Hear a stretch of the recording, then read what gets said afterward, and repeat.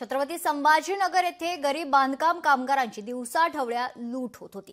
त्यांना मिळणाऱ्या हक्काच्या संसार उपयोगी साहित्याचा काळा बाजार करून विक्रीही केली जात होती। त्याचाच पर्दाफाश लोकशाही मराठीने केलाय। पाहूयात।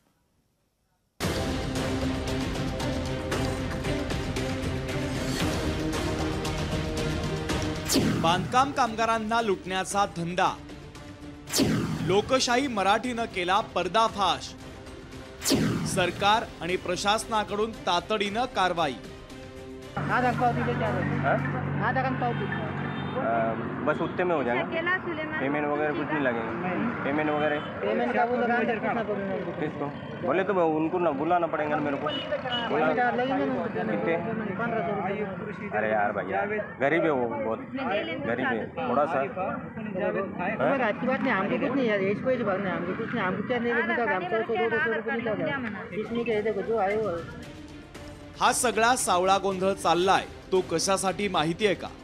तर तो आहे गोरगरीब जनतेच्या पैशांवर डल्ला मारण्यासाठीचा। सरकारकडून बांधकाम कामगारांना 20 ते 25 हजार रुपयांचं संसार उपयोगी किट दिलं जातं। मात्र या किटसाठी दलालांनी पैसे उकळण्याचा गोरखधंदा सुरू केला होता। संसार उपयोगी वस्तू मोफत मिळावी अशी योजना, मात्र दलाल लाभार्थ्यांकडून 1500 ते 2000 रुपये उकळत होते। इतकंच नाही तर किट देताना 600 रुपयांची फी आकारली जात होती। त्याचाच पर्दाफाश लोकशाही मराठीने केला आणि त्यानंतर खळबळ उडाली। ही केवळ एक बातमी नव्हती, तर कामगारांच्या न्यायासाठीचा निर्णायक आवाज होता। शासकीय योजना म्हणजे कामगारांचा आधार की दलालांचं दुकान?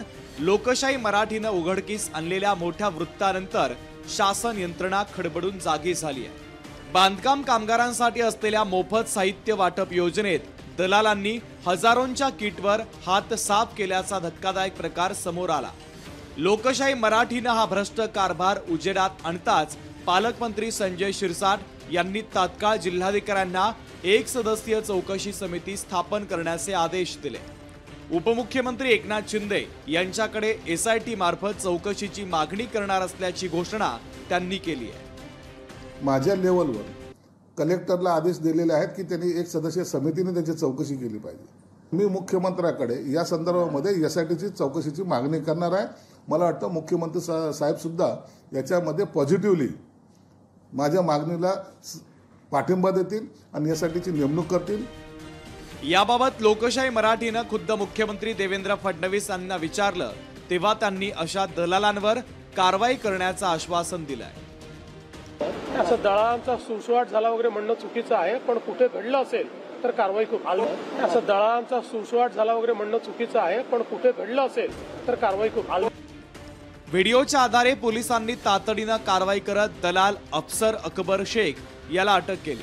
त्याच्या साथीदारांपैकी एक महिला आणि एक पुरुष अद्याप फरार आहे। या तिघांच्या विरोधात गुन्हा दाखल करण्याची प्रक्रिया अंतिम टप्प्यात आहे। लोकशाही मराठीने राज्यातील एक मोठा घोटाळा उघड करत आपली सामाजिक बांधिलकी कायम ठेवली आहे।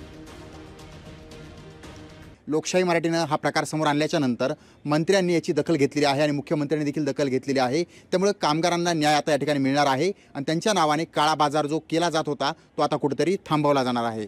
सचिन बडे, लोकशाही मराठी, छत्रपती संभाजीनगर। लोकशाही मराठी ऐका, पहा, जागरूक रहा।